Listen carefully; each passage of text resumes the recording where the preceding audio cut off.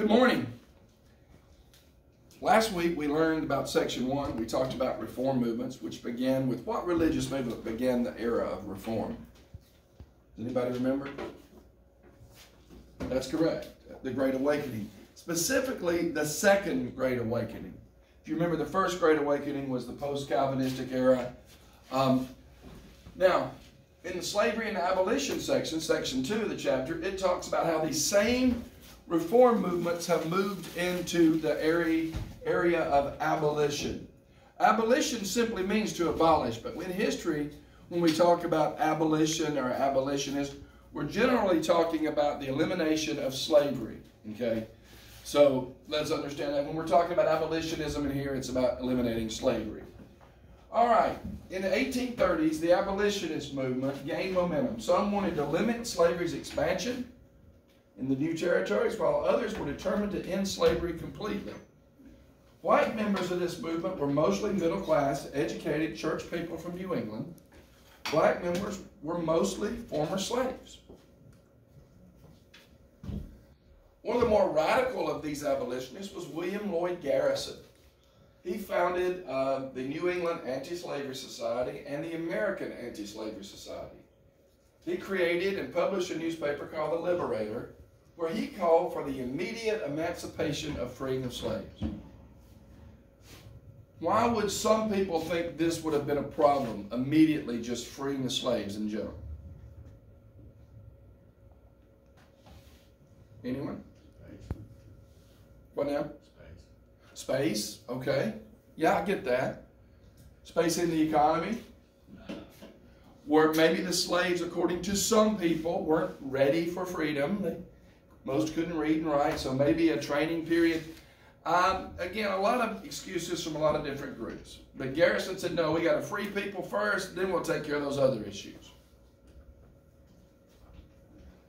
Another angle was from David Walker, who was a freed slave who encouraged blacks to fight for freedom instead of waiting to get it. He wrote a pamphlet called Appeal to the Colored Citizens of the World. Okay? Appeal to the colored citizens of the world. And in this pamphlet, he said, guys, we're just going to have to rise up and seize our freedom. And that was important. Okay?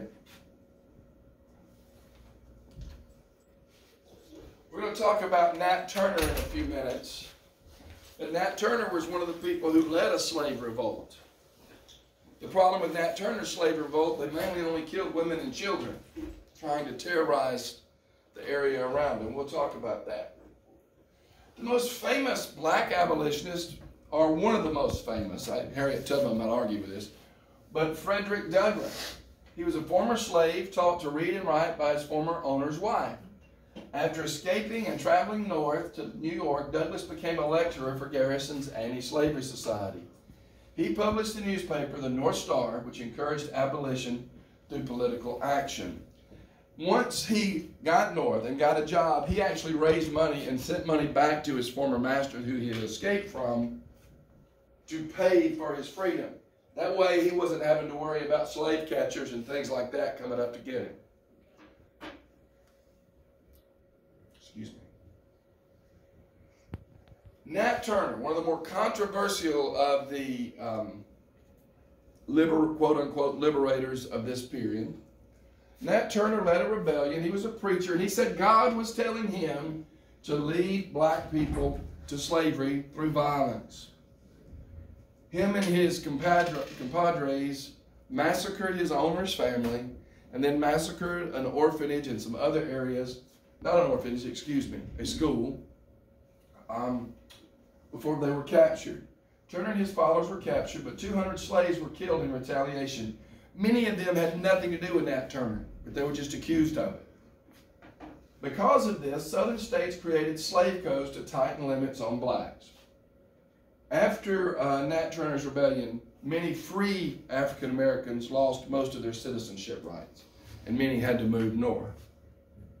When you study Nat Turner, you have to recognize there's two sides to every story. He was a man who saw people being sold into bondage. He saw the way that slaves were mistreated. But in his own autobiography, which may or may not have been accurate, he said that his owner pretty much treated him pretty good. It's one of those things where, was he okay fighting against slavery? Of course, everybody should fight against slavery. But was he okay in the way that he did it, in butchering women and children? As a matter of fact, in all of this, he only killed one person. It was a young girl who had escaped and got caught in a fence, and he clubbed her to death. But, and then killed her later on, and then finished her off with a broadsword. But having said that, there's just a lot of controversy around Nat Turner.